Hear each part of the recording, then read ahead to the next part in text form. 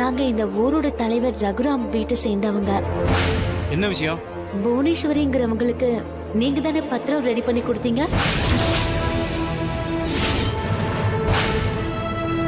ஒரு நாளைக்கு நிறைய பேருக்கு பத்திரம் எழுதி கொடுப்பங்க. எனக்கு சரியா ஞாபகம் இல்லைங்க. கொஞ்சம் யோசிச்சு பாருங்களேன்.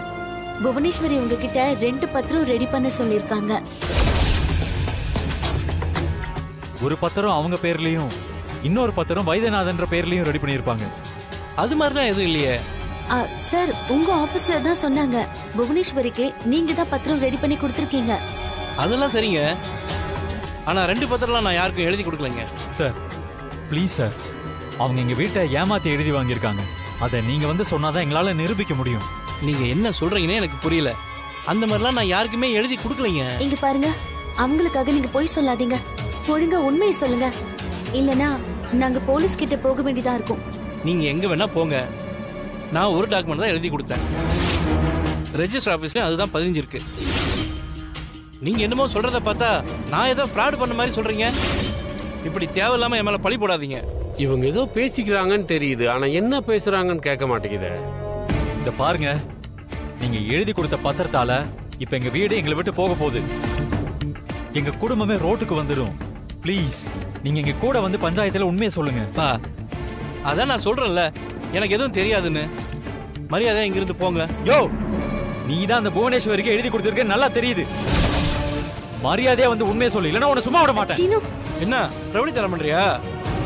மரியாதையா போயிடுங்க, இல்லனா போலீஸ்க்கு போன் பண்ண வேண்டியிருக்கும். இங்க பாருங்க, நீங்க மோசமான ஆளுக்கு உதவி பண்ணிட்டு இருக்கீங்க.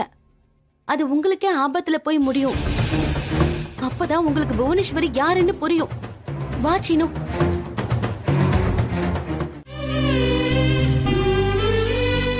அத்தை, அத்தை என்ன பாருங்க.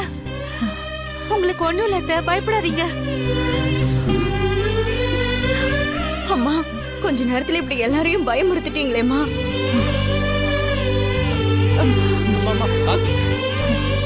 ரகு, மா ஒண்ணு இல்லைங்கம்மா, சரியாயிடும்னு டாக்டர் சொல்லிட்டாங்க. நான் இந்த வீட்டை விட்டு வர மாட்டேன்ப்பா.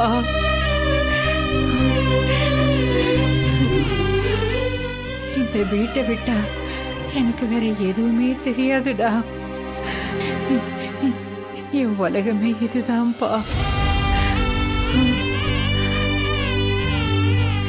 இது வீடு இல்லப்பா, நாம பரம்பரையா வாழ்ந்த கோயில்பா. இது நம்ம வீடுப்பா. இதை விட்டு நான் எங்கேயும் போக மாட்டேன். நான் செத்தாலும் அது இந்த வீட்டுலதான். அப்படிலாம் பேசாதீங்கம்மா.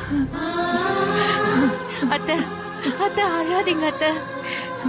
முடியல ஜானகி, வாழ்ந்த வீட்டை விட்டு போறது எவ்வளவு பெரிய வலி தெரியுமா? தயவு செஞ்சு அந்த வலி எனக்கு கொடுக்காதீங்க. ரகு, நான் இந்த வீட்டை விட்டு வர மாட்டேன். என்னை இங்க இருந்து கூட்டிட்டு போயிடாதடா. சரிம்மா, சரிம்மா.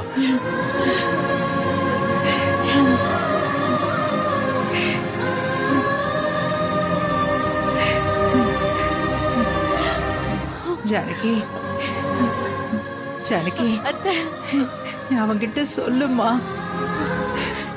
நாம வெளியே எங்கேயும் போக வேண்டாம். இது நம்ம வீடு ஜானகி, இதை யாருக்கும் கொடுக்க கூடாது. ஐயோ அத்தை, அத்தை அழாதீங்க அத்தை, எல்லாம் சரியாயிடும். கலங்காதீங்க அத்தை. இந்த பாருங்க, கடவுள் நம்மளை கைவிட மாட்டாரு. கண்டிப்பா நாம இந்த வீட்டை விட்டு போக மாட்டோம். பயப்படாதீங்க அத்தை. அண்ணே, என்னால அம்மாவை இப்படி பார்க்க முடியலண்ணே. எல்லாமே நாங்க பண்ண தப்பால தானே. ஆமா, இப்ப இதெல்லாம் பேசுறதால என்ன பிரயோஜனம்? இதெல்லாம் கையெழுத்து போடுறதுக்கு முன்னாடியே யோசிச்சிருக்கணும். அண்ணே, அம்மா ரொம்ப பாவம் அண்ணே. இந்த வீட்டை விட்டு போனா அந்த கவலையிலேயே அவங்களுக்கு ஏதாவது ஆயிடுமோன்னு பயமா இருக்குண்ணே. அண்ணே, நம்ம இந்த வீட்டை விட்டு போக வேண்டாண்ணே. ஆமாண்ணே, பஞ்சாயத்துல போய் திரும்ப பேசலாண்ணே. நம்ம வீட்டை கொடுக்க முடியாதுன்னு போய் சொல்லிடலாண்ணே. சொன்ன வார்த்தைய என்னால மாத்தி பேச முடியாது சிவா.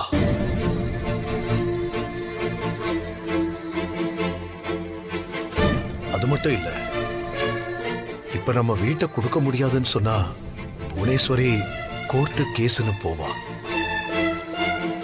நம்ம குடும்பத்துக்கு அந்த அவமானம்லாம் தேவையா? அண்ணே, அப்போ அம்மா தாங்கிக்க மாட்டாங்களே என்ன? புரியுது, எனக்கும் கஷ்டமா தான் இருக்கு.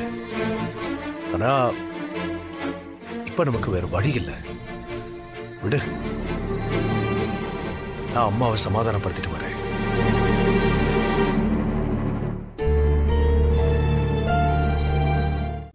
என்னால முடியல மாயா. வீடே எப்படி ஆயிடுச்சு பாரு. என்னாலதான் எல்லாம். இல்லடா, என் அவசரத்தாலையும் என் குடியாலையும் தான் எல்லாம். என்ன மட்டும் இல்ல, என் வீட்டையும் அழிச்சிருச்சு. என்னால இப்ப மொத்த குடும்பமும் கஷ்டப்படுறாங்க. நீ எதுவும் வேணும்னு பண்ணலையே. நீ எவ்வளவோ சொன்ன மாயா, குடிக்காத குடிக்காதன்னு. ஆனா என் புத்திக்கு ஏறல ஏறல ஏறல.